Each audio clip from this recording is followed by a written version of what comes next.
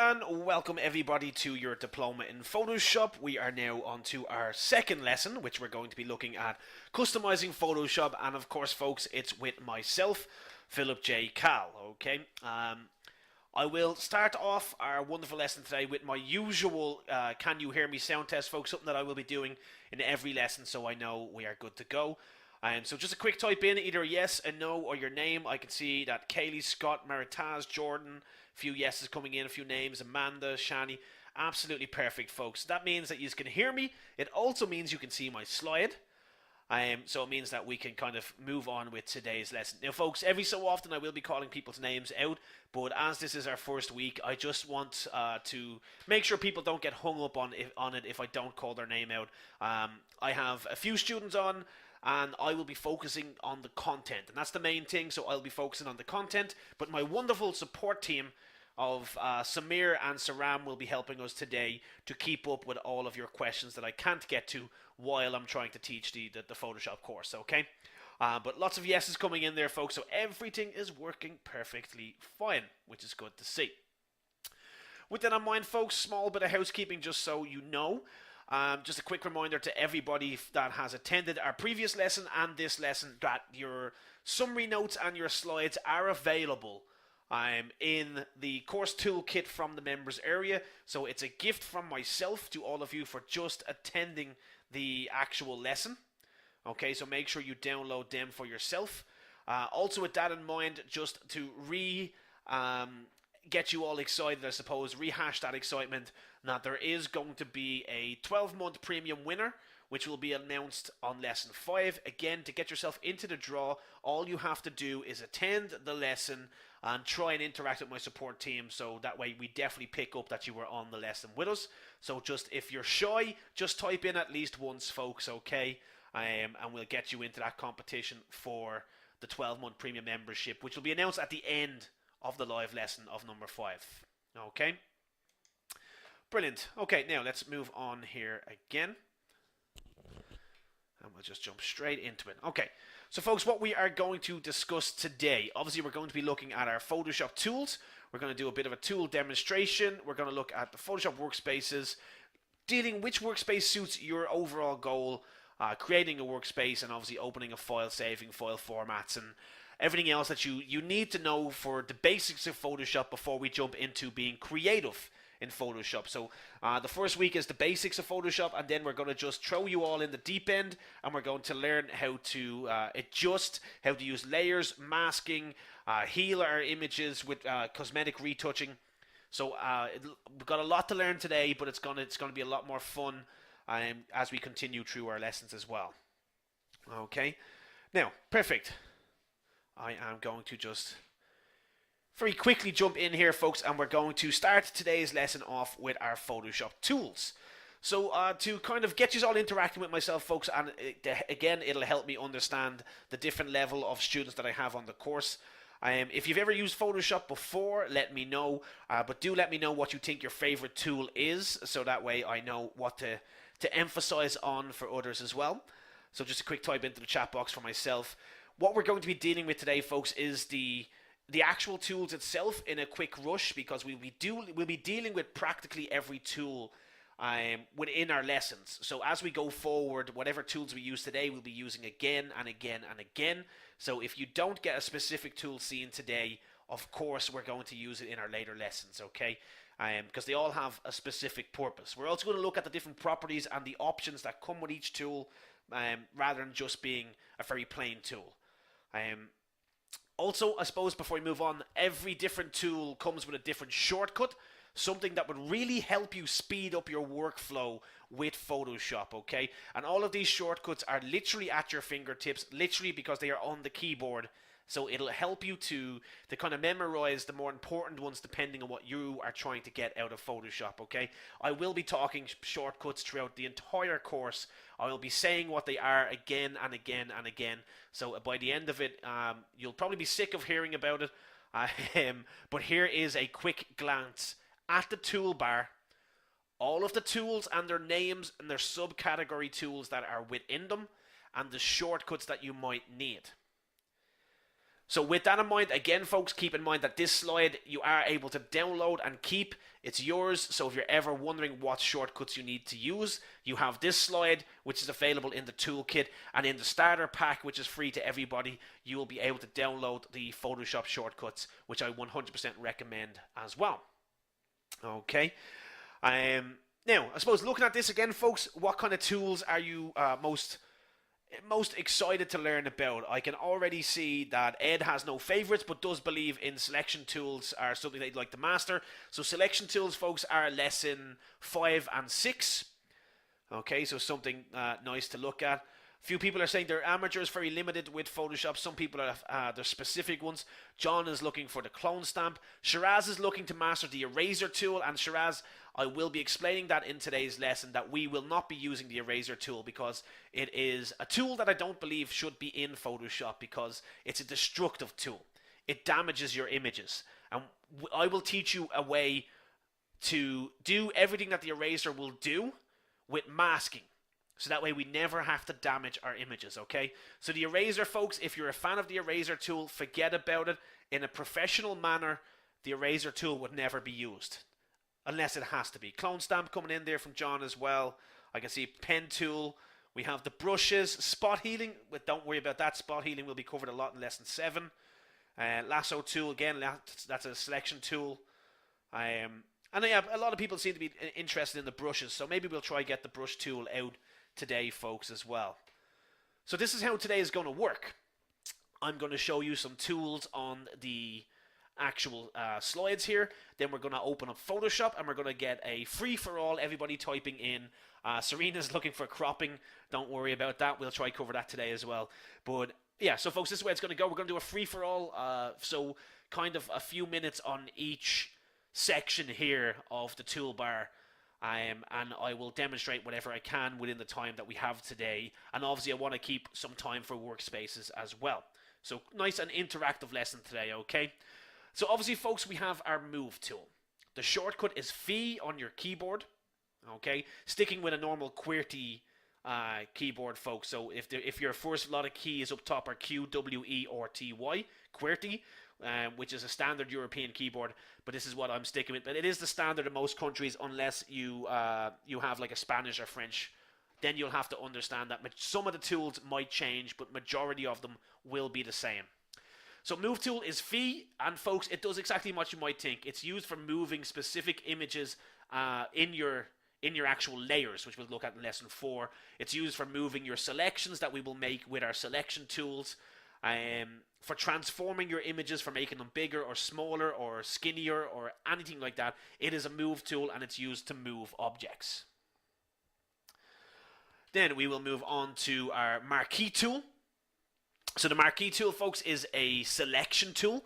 Again, the highlight of this is going to be lesson 5, where we look at all of our selection tools and we refine them in lesson 6, our composites. Again, it's used for making basic shape selections. So we can make rectangles, we can make circles, we can make squares, we can do singular rows, or we can make kind of elliptical shapes as well. And the shortcut is M. Easy way to remember is the marquee tool, M. Our lasso tool, another selection tool, but rather than basic shapes, it works on a free form style. So when I say free form, I mean that we pretty much just draw as if we were using a pen in our hand.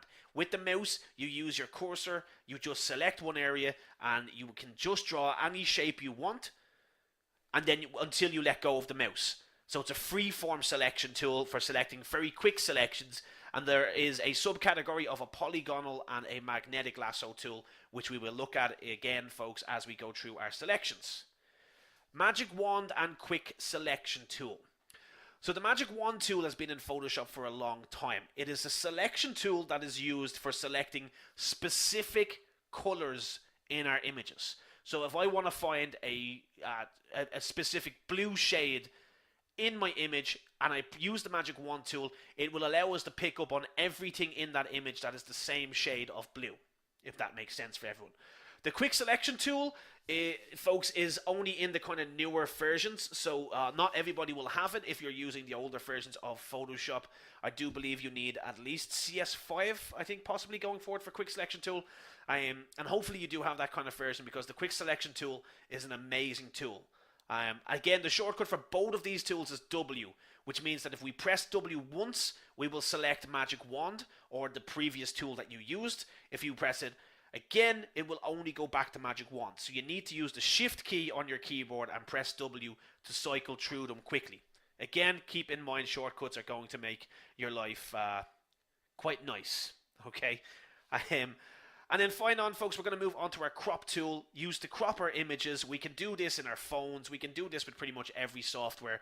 But I actually will demonstrate this tool in a second, because I have a lovely option that I will think will amaze people with the crop tool that makes it different in Photoshop. So, folks, free for all. Just type in here what tools you want to see, and we'll jump into Photoshop. I will open up some images while we're talking. So I suppose we can go with this image here. So the Cliffs of Moher, folks, from Ireland, down in County Clare. Lovely spot. And this is what we're going to work, okay? I'll definitely show off the crop tool, because I can see that people are asking for the crop tool straight away. Magic Wand, absolutely not a problem. So our Magic Wand, the shortcut is W. But it's in here, Magic Wand. So again, if I choose a shade of blue in here, you will see it will try pick up on all of the different blues in this image. If I come over and choose the greens, it will basically choose all of the kind of greens in the image as well. So we've made a really crazy selection. And we can do whatever we want with that later on when we learn how to do our adjustments. We will learn how to change the colors. If you wanted to make this specific section of the thing black and white like we were looking at, we can come in here and make it black and white. I don't know why you would, but it is possible. That's the whole idea of our selection tools, folks, which is the main focus. We do a full lesson on this, so we do the full 45-50 minutes of content on this anyway. So you'll learn your selections in depth. Okay, let me see. Crop tool. Okay, yeah, no, everyone seems to be looking for the crop tool, folks, so bear with me. Crop tool is quite amazing, and although the crop tool in its most basic kind of style is what you might expect, it is literally just the crop tool, okay? We can change how our images look. So we can cut out parts. We can crop it so it looks something like this, okay? Be more dynamic. You can change the picture to any size that you want. What I like about the crop tool in Photoshop, folks, is that we can use it to straighten our images. So again, something that you might be familiar with in any kind of software that you've used before, but we can highlight the outer side of this image, and you can see that it changes how our cursor looks, okay, allowing us to straighten this image. So I've took this image quite badly, so I can straighten it, hit OK, and maybe we still need to straighten the horizon line here, so we'll try and match it up. And we can straighten the horizon line, okay? With the little bits that are missing, we would just crop in and we would fix our image. Now, that might seem quite basic for you, and I completely understand that. But there's obviously quicker ways to do it. So we're just going to jump back to our image. We can use the straighten tool from up top here in Photoshop. Now, this is only in the newer version of Photoshop. It's also available in Lightroom for anyone who's ever used it like that. So if you have to use it the old way, you just basically rotate it. Other than that, we use the straighten tool, which we can just click with our mouse, drag, and then it'll do it for us. And we can just straighten the horizon line very, very easily. Now, again, folks, that's actually not what I wanted to show with the power of the crop tool. I wanted to show off something that we call the content-aware crop. Okay, and once again, it's quite nice because it's in the newer versions, but I will show it off because I think it'll make some people say, wow, okay, for anyone who's never seen it before. So what we're going to do is we're going to turn on our delete cropped pixels. I'm going to straighten our image. Oh, I do not have my straighten tool on. We're going to straighten our image. And we're going to hit OK. This has deleted everything outside, meaning that I can no longer go back to the way it was. Okay? I'm just going to move everything up here, folks, and we have our layers turned on. Okay, now, with our crop tool, folks, I hope you enjoyed this because I think it's quite fun. If I turn on Content Aware, something that the Content Aware family was introduced in 2011 with CS5, and it's only gotten better. But if I use this, folks, what we'll do, maybe we want to add more sky in.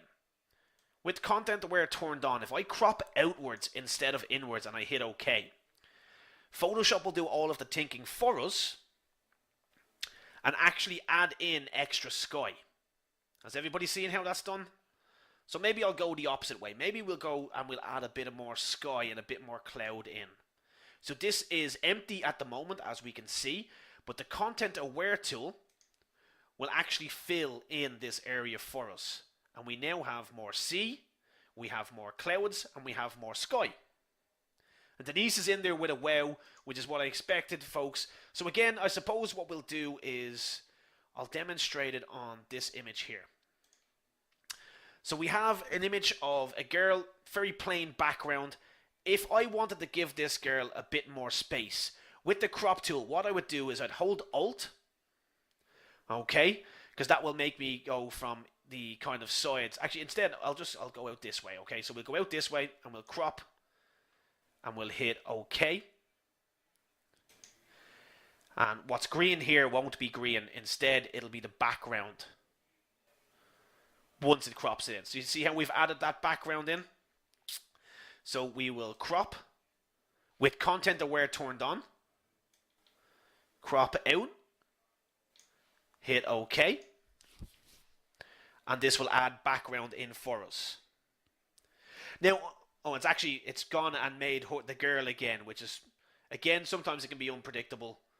Not exactly what we wanted. But the joys of it is in small batches. So maybe one more time, folks, because I understand it's only in the newer version of Photoshop, but it just shows how easy life can be for us. So with an image like this, again, we can kind of just crop out, hit OK, and add some more water in here to our image. You can kind of see a bit of a bump there where it is cropping it, but it's a very easy way for adding more sun, more sky, more grass, anything that needs to be kind of done in your images. Like so. So a quite nice tool to learn how to understand. And again, keep in mind, it not only just crops your images, that it can be quite mind-blowing. It's not in CS6, Jordan, but in Lesson 5, I will show you how to do something like this if you do not have the Content Aware option just yet. But it is in the CC 2015.5 is when it came in. So it's about a year and a half in Photoshop at this point. Okay, perfect. So again, folks, just going to jump back in here and we're going to do, because we have a few more tools that we're going to look at. So covered in Lesson 5 and 6, just because I didn't get to do it there, folks. Marquee tool, lasso, magic wand, and quick selection tool, okay?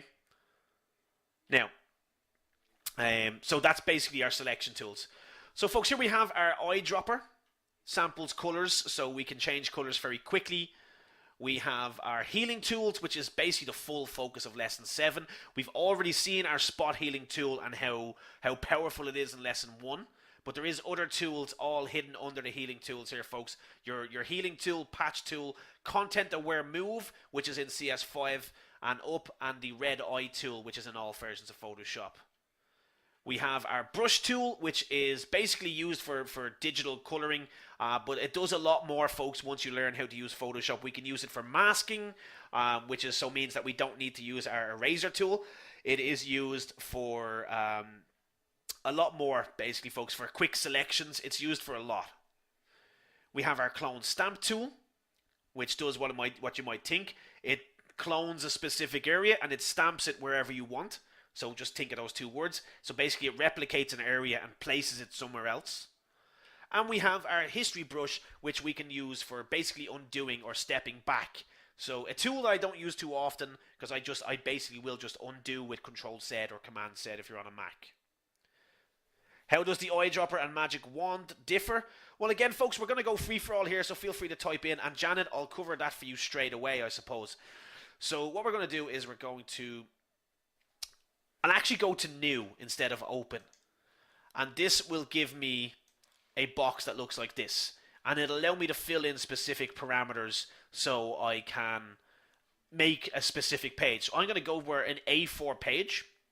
Okay, this will all be addressed in later lessons, folks. But we're going to turn on an A4 page, 210 by 297 millimeters. I'm going to make it landscape, just this icon here. And we're going to basically just hit create. So you can see, rather than having a colored image, we just have a white background to work on. So let's deal with our eyedropper tool, because that was the first one that came out. Obviously, shortcut, folks, is I, and the eyedropper tool is just here. As you can see, I have a black and white color to work with. If I want to change this in my toolbar, I would double click and I get what's called our color picker. So I can choose whatever color I want and hit OK. And now I have a red and white. If I wanted to sample a specific color from this image, I would use my eyedropper. So if I wanted to find this nice light blue shade here, I would click, and my blue shade is now here. So again, if I wanted to find the kind of green shade of this grass, I can just click, and I've now got the green and blue here instead. The exact parameters will come up, the web code will come up for it, for the actual hashtag for it, the HSB, the RGB, all in it, folks. Okay, now what I'm going to do is I'm going to just hit OK, and we're going to demonstrate. Let me see.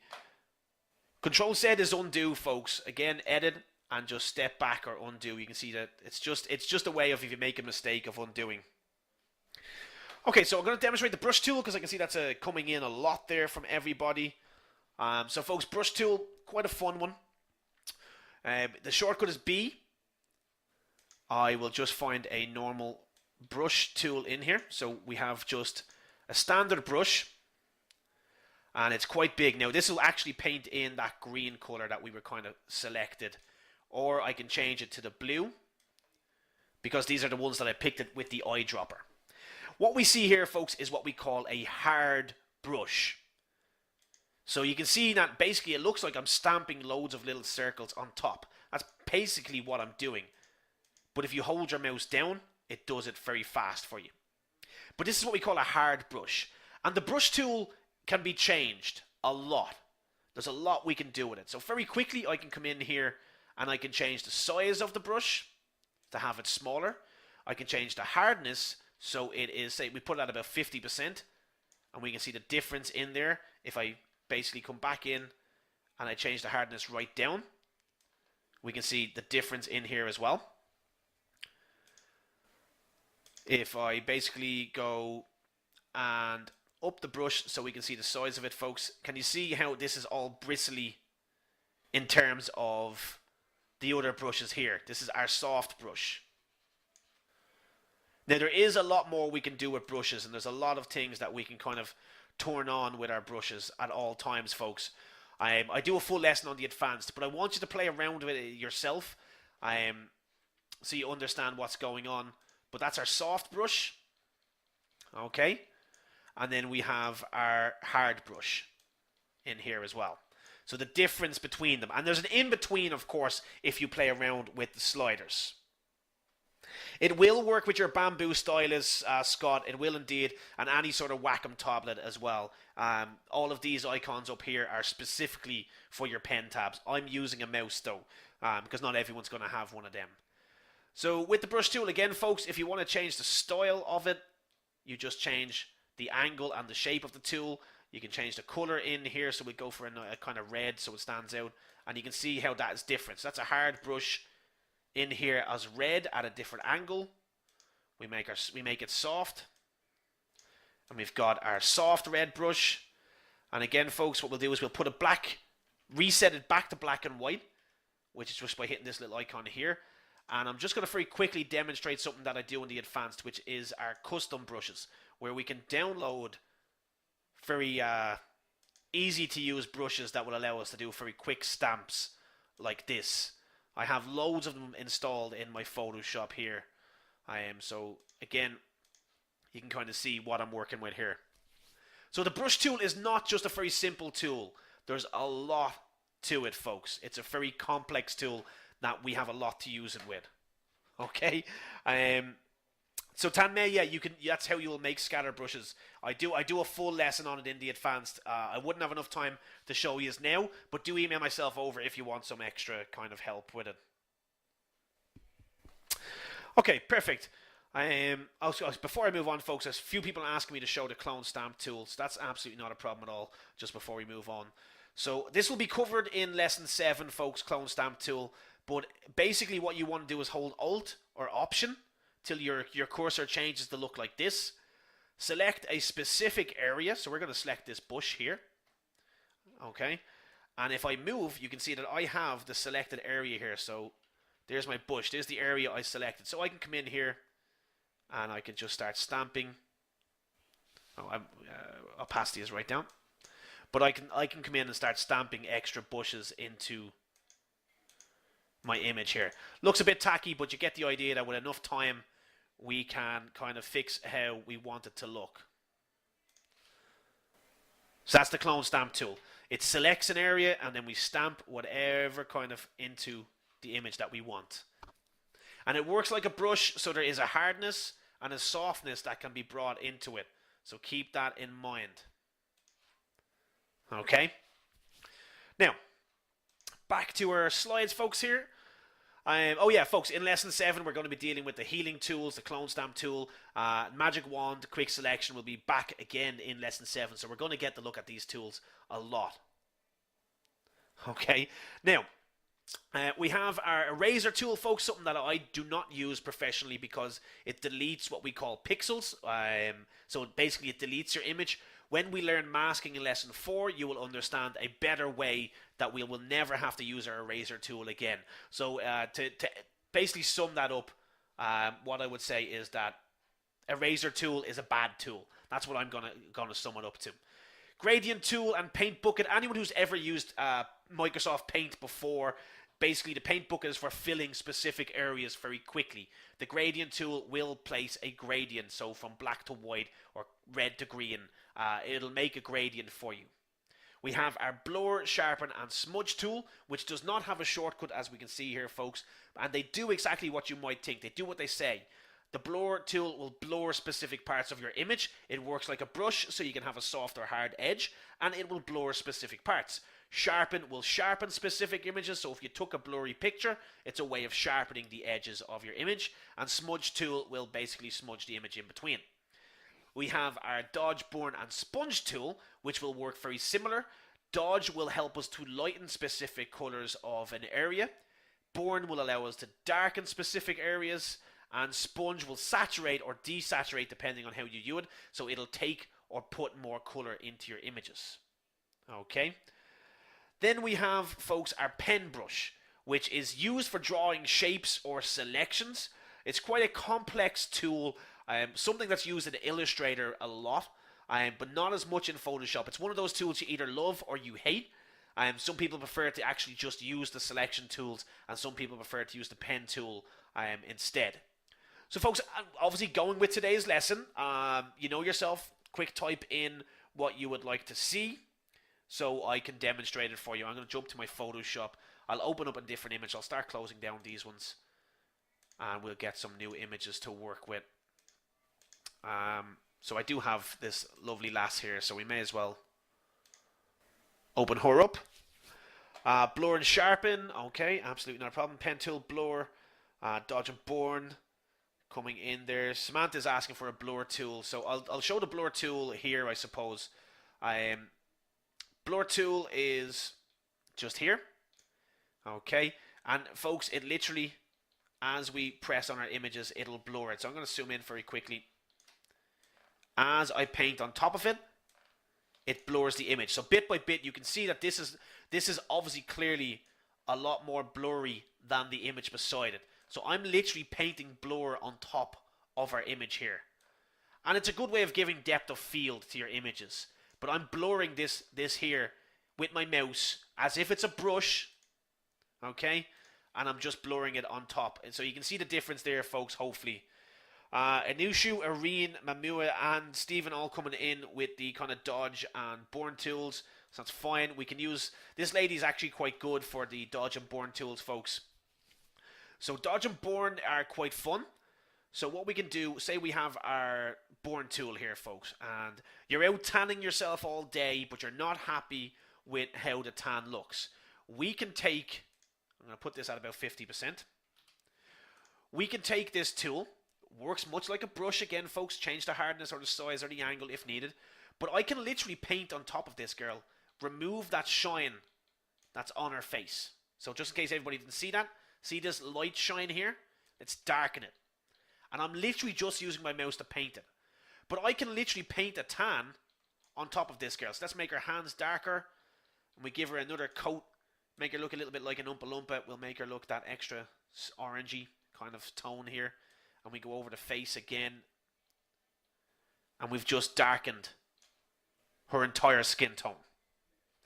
Dodge and burn is... And it doesn't have to be used for skin tone, folks. Dodge and burn will work on anything. So, like, we can darken the side of the building here. Of the mountain. So we can darken how the grass is. We can darken the sky. Okay. And then its counterpart is obviously the dodge tool. And the dodge tool will allow us to do the exact same. So I'm going to put this back at its usual 50%. I'm going to press the square brackets to up my size of the brush. And we're going to just lighten the skin tone. So we'll make her brighter than she normally was, folks. And again, this is just on me on the skin tones. It will work on the background. It will work on the sky. It'll work on our hair. Okay, if you want to lighten those tones of the hair. And of course, as you overdo it, folks, you know, colors will start to look a bit weird. But we can do it again and again and again by just clicking our mouse until we burn the pixels out. Jordan, obviously midtones, shadows and highlights do exactly what you might think. The midtones will affect the midtones of the image. So where the actual major colors are, shadows are darker colors and highlights are brighter colors. So if you're only trying to affect specific ones, do change that. But again, folks, yeah, Serena coming in there saying if you want to save on fake tan, feel free to do it that way. Okay, so we're just gonna move on with that, folks. Don't worry if we missed any tools that you wanted to see. Majority of these tools, folks, are going to be covered in later lessons. So we have our text tool. Is pretty much what you might expect, folks. It works like anything like Microsoft Word. We can change the style of the text. We can, change the size of it, the color of it, and everything else. Path selection tool, which works very well with our pen tool. It selects, and it works well with our shape tools. It selects specific areas in relation to shape and everything like that. But it's not a selection tool, much like our marquee or lasso. Shape tool, if you want to go down the graphical route, very easy way of creating custom kind of circles, custom squares, custom shapes, whatever you wanted to do. Hand tool, which is used for moving around your image very quickly. I have some nice shortcuts. I actually will demonstrate that in a second. And we have our zoom tool, which again, folks, is for zooming in and out. Okay, so again, feel free to type in for me there, folks. But I'm definitely going to show you the zoom tool. So the zoom tool, folks, obviously is this tool here. It's Z for the keyboards or zoom. It makes us zoom into our images so we can do very fine editing. We can also zoom out by holding Alt or hitting the minus up here. So we can zoom out so we can see our images from whatever style we want to see it from. But the joys of using the zoom tool is that we can use it with the hand tool very quickly. So once we're zoomed in, we can use the hand tool to very quickly get around our image and check for like sharpness, check for dodgy colors, and little bits that need to be edited. Okay? With that in mind, folks, some shortcuts that I want you to understand. To zoom in and out very quickly, hold your control or command on your laptop, okay, or PC, and you basically just will zoom in and out. So control with plus and minus, or command with plus and minus. Spacebar will give you the hand, so I can use any tool. If I'm on my brush tool, I can come in here and I can use the space bar, and I don't move away from my brush tool. So I can paint, and then I can move away. I can zoom out. As we can see, so my brush is quite big. But I can paint in here, move around, paint down here, move around, paint over here. So it's a quick way of working on what you need to do. Okay. Yeah, Jordan's in there with the spacebar. Thank you very much, Jordan.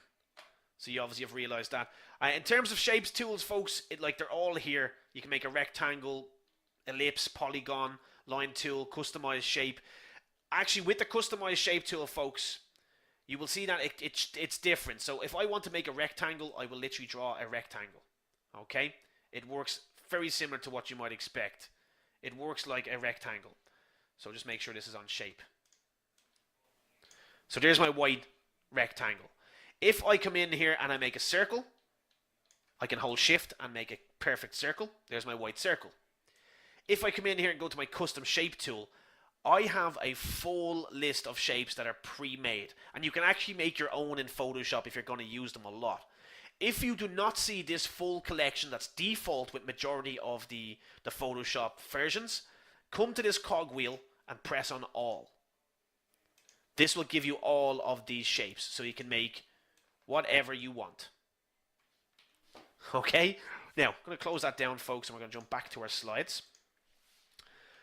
Now, I know we didn't get to go through all the tools, folks, but obviously I still want to cover workspaces. If I did miss anything, we can try do a little bit again in the Q&A if I have a bit of time. Other than that, I will see what I can do for you. But we will be covering 90% of those tools again in our later lessons. So you're going to get to see them again and again and again. Perfect, okay. So what we're going to do, folks, is we're going to basically, text tool and shape tool, because I can see people are asking, are shape tools vectors? They basically are. The shape tool is a vector, but that'll be covered in lesson 4 in great detail again, folks. So, folks, has anybody ever heard or used workspaces before? Okay, workspaces were introduced into the kind of later versions of Photoshop. So not every single one of you will have these options, but they're nice to know since they are there. So workspaces will be introduced, I think it's CS4 onwards. Few people are saying yes, few people are saying no. And they come in handy, folks. They definitely do. Now, majority of us will be using Essentials. And the Essentials workspace is every tool that you can think of on your toolbar already. As you can see that it has all of these nice little icons around here, meaning that there's other tools underneath the one that you see. That's basically what I mean. So if we hold our mouse down on top of it, we'll find the other ones. Now, with that in mind, folks, obviously we have then other ones. We have our graphic and web, which will emphasize on more shapes. We have photography, painting, motion and animation, and 3D. So our graphic and webs, folks, as I said, focuses more on the shapes. And these are the ones that are the newest kind of version of workspaces. Some of you might have different names for ones that you have if you've got older versions. Our photography will basically highlight our shape tool or our healing tools. So quite a nice one to use if you are a photographer and you do a lot of image editing. Painting, if you're doing a lot of digital painting, it will emphasize on our colors, our brush tools, and it'll emphasize on the dodge, burn, and sponge. Okay, blur and sharpen. Again, these are really ones that you want in your painting. And then our motion and animation is just the same as Essentials. We don't need to worry about that. If you're here for 3D, which means that you have to have CC, you will see that some of the options change as well. Okay. Now, they're not for everybody, folks, and I use photography a lot myself, but I actually customize my own one. A lot of you will stick with Essentials because it's the easiest to use, and it's something that just grows and you get attached to because you're so used to using it. But because there is so many different types, I wanted to bring it back to the assumption of the 3 categories that I split you all up into. So obviously, if you are a photographer, folks, you're going to use the photography workspace. If you are an enthusiast, you're going to stick with Essentials until you move into either the more photography base or designer base. And if you're a designer, you would use the graphic and web, photography, or create your own custom one as well. Workspaces are, once again, folks, they're not in all versions of Photoshop, so don't expect to find them in Elements if you have it, because Elements, again, is the essentials. You'll have the essential keyboard and you'll be stuck to that default, just in case you are using Photoshop Elements, okay? Now, I'm just going to quickly jump into Photoshop here, folks, because I do want to demonstrate workspaces and how to customize Photoshop. So I'm going to open up an image. Doesn't matter too much. This is the one that we've been that we've seen myself work on previously. So this is my Essentials workspace here. I have changed it a small bit, just a small bit, okay? But this is my Essentials, and every tool is hidden in this dashboard, okay, in the interface that we can see here. So every tool is here for us. But maybe if I wanted to change it, I would go up to Workspaces in the top right hand corner. This is where we can see that we have plenty of other options. So let's go to the photography one, because there's a lot of photographers on with us today, folks. As you can see, the difference in this is that my toolbar has changed. My spot healing tool, my healing tool, patch tool, red eye, and content aware move are no longer hidden underneath each other. They're all out in the open. So if I hold Shift and J, we can actually see them change. Keep an eye on the toolbar over here, folks. Shift and J. And I can flick through them very quickly. Okay. So again, if you're a photographer, this is a nice way to have it. But everything changes, folks. Everything here changes as well. In our panels, our toolbar. And that's the idea of being able to customize everything. So if we go to back to our Essentials, because majority of us will use Essentials for the first while, what we can do is we can customize Photoshop to suit us. If you don't like your toolbar on the left, we can drag it and we can leave it on the right. If you want it bang in the middle in your line of visual, you can leave it there. It doesn't matter where you push it. You can put it wherever you want. You can hit this little icon and you can make it a 2-bar, or you can hit it to stretch it out. Or we can completely close it down and not have a toolbar. Now, that's obviously something that I don't recommend, because we obviously need access to our tools. But the reason I do that, folks, is to show you in case it ever happens to you. In case you accidentally hit that X and freak out because you've just gotten rid of all your tools. No need to worry. If you come up to Window, we have a list here. From 3D to tool presets, we have a full list of everything that we can customize Photoshop with. So down here, we're just going to open up our tools again. And here's my toolbar. I'm going to put it back on the right hand side, folks. But as you can see, I have a lot of different options here that you might not have. I have history, I have actions, I have that's our info panel, navigator, okay, our brushes, our paragraphs for our text tools. I have a lot more than you probably see. And if you want to find on any of these, folks, all you have to do is go to Window. So you can see now our paragraph is here. So I can remove my paragraph. I can come out here and I can get rid of it. I don't need it. It's gone. It's no longer here. But if I want, I can bring it back. Paragraph. And I can adjust it. I can throw it over here. You can see the blue line is going to slot it in.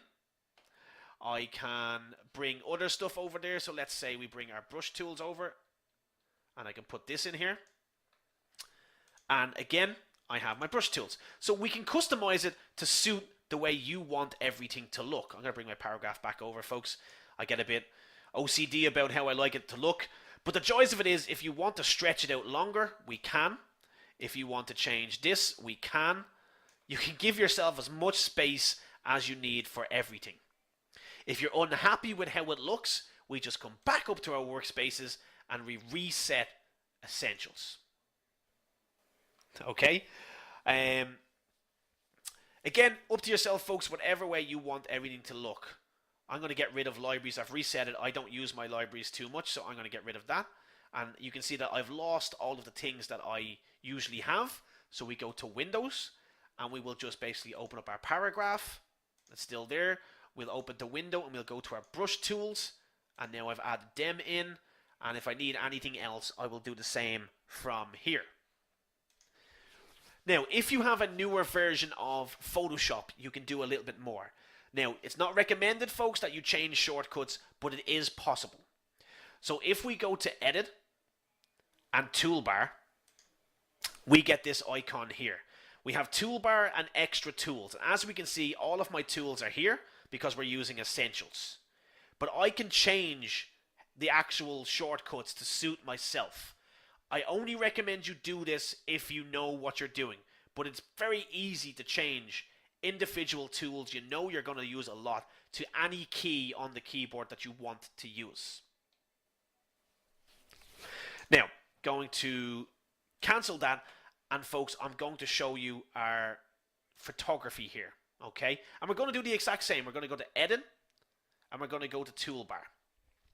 So the difference between our Essentials and our photography is that not all of the tools are found in our actual photography workspace. So we can see that we have other tools here. So by default, folks, if you're using a similar version to myself, your red eye tool actually won't be part of it. It'll be over here. Okay?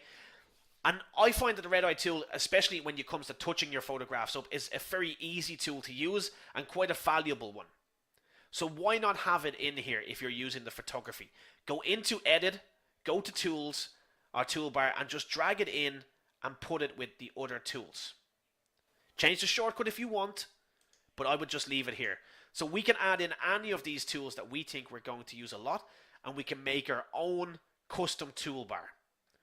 When you've done that, if you come back up to your workspace and hit New Workspace, you can save it, and you will have all of your tools, everything that you've put in here, everything. If you've stretched this out, if you've moved your toolbar from the left to the right, sure, we'll do it. We'll move the toolbar from the left to the right here. We'll put it in here. We will then move this over here. Okay. And what we'll do, folks, is we'll go New Workspace. Okay. And we'll call it Lesson 2. We'll hit Save. I will change to my Essentials. So here we are with my Essentials, folks. Or we'll change back to Lesson 2, our customized one. And you can see my toolbar is over here. This is over here. And I've changed it to the way that I want it to look. No longer like it. Change back to Essentials. Come up here and go Delete Workspace. And we'll delete Lesson 2. And it's gone. But the idea is that we can customize pretty much everything in Photoshop. We can customize the workspace to how it looks. So this is our workspace. But we can customize what panels we want. Okay. We can customize the shortcuts. And I suppose something that I don't usually show, folks, but just in case you want to do it, we can customize the color. So if we go to Preferences, Edit, Preferences, or Control and K. Okay. We can come in here and we can actually change how the interface looks. So we can make it darker, we can make it brighter, we can make it a nice shade of grey. This is the original Photoshop colour for the older people. This is what they stick with now. But there is, depending on obviously your own eyesight and everything like that, you can customise the colour of it. Okay, and I'll just cancel that because I don't want to change it. Now, with that in mind, folks, I am going to go into a Q&A in a moment, and we can look back over anything that you think that you need to kind of get back into. But I do want to talk about what's coming up in our next lesson, because as I said, we've got the bulk of the necessary material that you need to learn in Photoshop out of the way. You all know what it is, you know where the toolbar is, and you know how to set it up for yourself. So I want you all to set it up for yourself the way you would like it going into Lesson 3, because this will help you a lot, because it'll help you with your goal that you have set for this course. But in Lesson 3 is where I start to teach the more creative side of Photoshop. So Lesson 3 itself, folks, we're going to be doing a lot of adjustments. So even if it's just something as basic as making an image black and white like we've already done, we know that we can change the shades, the midtones, the highlights, everything in our image to bring more detail out. So the likes of her lips here, folks, we've brought more detail into. In Lesson 3, we're going to be looking at enhancing color. And everybody here, I don't even need to ask, is interested in color manipulation. It's Photoshop. I know you are. So we could do stuff, again, folks, I've kind of demonstrated this a little bit, but we could do stuff where we can come in here and we can change her entire red image to a purple image. It's as simple as that. And these are all done literally in about 3 or 4 clicks with your mouse. So I'm going to show you the best way to do it, the quickest way to do it, so you can focus on all of the finer details in our images then as well. Obviously, folks, I want to make sure that you are still using Photoshop, because the week 1 assignment is to make a black and white image. So do make sure you kind of get around to that, folks. The assignment, again, up on Facebook. Use the hashtag ShawPS. If you missed lesson 1, folks, I want to highlight that the members area is there for you. From our website, you will see the login. Make sure you check it out at least once, because this is where you're going to catch up with everything. So again, folks, just a big thank you to everyone. That is the end of today's lesson. I will use the remaining time that we have left for a quick Q&A. So do get your questions in. I'm going to take a quick sip of water, folks, and then we'll answer some of the questions for you, okay?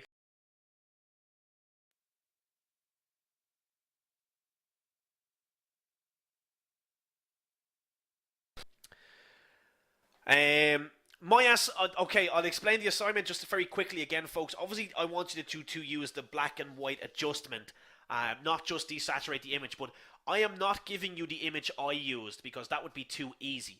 I want you to practice on an image you have, and again, the purpose of that, folks, is so you realize that you don't just have to work on the best perfect pictures out there, that you can use this on any image you have. So that way it'll apply to any future work you want to do as well. Okay, the magic tool, if you want the subject to stand out and take out the background, how do you do that? Cindy, I wouldn't use the magic tool. I would use the quick selection tool. Again, you'll love lesson 5, because we use the quick selection tool and all the selection tools together to get the best selections for removing backgrounds, replacing skies, moving people from one image to another. Okay. I heard you can use the eyedropper tool to select colors from even web pages. Ricky, check out something, the library, and go to Cooler or AdobeColor.com. Okay, AdobeColor.com. It's a nice way of using your color schemes together. Tanmay, if you want to use the filters, it's in the main menu. Again, there's plenty of them. It's a category in its own that I teach in the advanced, because there's literally, I'd say, about 200 different filters in Photoshop. It's quite a complex thing, so I don't cover it in the basics. I just want to make sure we get everybody's understands how to use Photoshop before we confuse you with that. What is masking? Okay, Nicholas, that's actually quite a good question, because I talk about the terminology as if it's something everybody already understands, and that's because it's built into me. But masking is pretty much what it sounds like. It's the ability to hide one part of your image. And we will be covering that in lesson 4 in great detail. I will try show it off at the end of lesson 3, folks, when we have more time. But think of it this way. If we have a mask on top of your face, like the Phantom of the Opera mask, where it only covers half of it, people are only seeing the Phantom of the Opera mask. They're not seeing the face underneath it. So that's exactly what it is. We can mask part of our image by hiding it with another part of our image, with a different image. Adding light is pretty much, Johannes, if you're trying to add specific amounts of light in, there is ways of rendering it with the filters tab. Other than that, I would recommend using the dodge and burn tool to lighten specific areas if you're trying to replicate. Okay. How to get the brush tool stamps? Feel free, folks. I'll send you. Actually, folks, if you want to find nice images, try a site called Pixabay. Okay. If you want to find nice brushes to install in Photoshop, there's a nice site called Brush Easy. Okay, and hopefully then you've all got that's coming over from myself there, folks. So do let me know if you've received it. Okay, check out those 2 sites, folks. They'll definitely help you. Caroline, if you use the hashtag ShawPS, we'll be able to see it even if you've posted it on your own page. So make sure you're using the hashtag ShawPS. Scott, we'll be using dodge and burn again in great detail in the lessons, and we'll be using color correction We'll be using color adjustments to make sure that our composites and lights and shadows and everything else match when we're making composites. That's lesson 6. Do not worry about that. Need to understand more about layers and its purpose. That's lesson 4, Sabrine. Layers are going to revolutionize your images, okay? They're going to make life so much easier than you. Think of it as a way of like looking at glass panes, okay? And we can stack one glass pane with a bit of paint on top of another glass pane with a bit of paint. And the glass that's on top will be seen through, and the bottom below it will also shine through. So we can use it for making really complex images. If you ever see Photoshop images of, like, I don't know, a polar bear having a martini in the sun, it's all of these different images put together. That was quite a random thing that I thought of there, but you get the idea. Yeah, polar bears and the martinis, folks. I apologize. I don't know what I was thinking there. Better understanding of how to use Photoshop, what can be achieved, and how each tool works. Terry, it is intimidating, but honestly, by the time you get through lesson 3 and 4, you will find out that when you open up Photoshop, you will know how to use it perfectly. It's intimidating because there's a lot of different parts to it. So the way I split this course up after lesson 1 and 2 is that we don't focus on as a whole. We focus on adjustments on their own for a full hour in our next lesson. Then we're going to look at layers and masking on their own. Then we're going to look at selections on their own. And then in lesson 6, we're going to combine all of those 3 things together so you understand how each component will work in Photoshop. Okay. Haley's joining you there, Terry, anyway, so I wouldn't worry about that.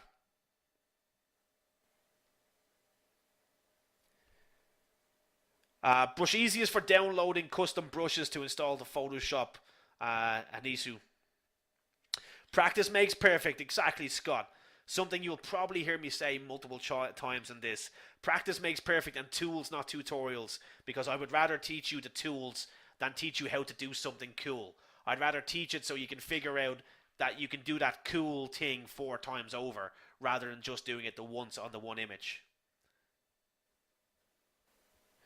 Sabrine, if you want to do a watermark, which is your photography signature, we're going to learn how to do that in lesson 4. Okay. The advanced diploma in Photoshop touches on GIFs. I wouldn't say animation, but more GIFs, which is a little bit type of animation. Rafia, if you are trying to, if you're editing your images, obviously then, and you want to use them later, go to Save As under File and save it as a PSD. Okay, PSD document, Photoshop document, and this will allow you to open it back up in Photoshop halfway through your edited, so you can finish it. You don't have to restart all over from again. How to create an image.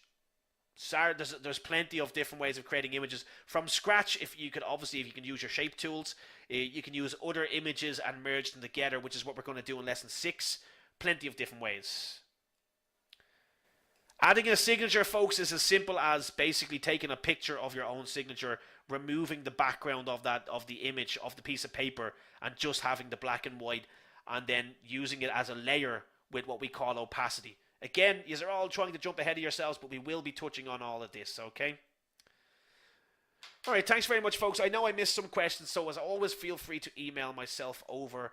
The emails are on the screen there as well, folks, so we can help you out. My email is Philip. Sorry, folks, I put the wrong ones in there, but philipcal@shawacademy.com.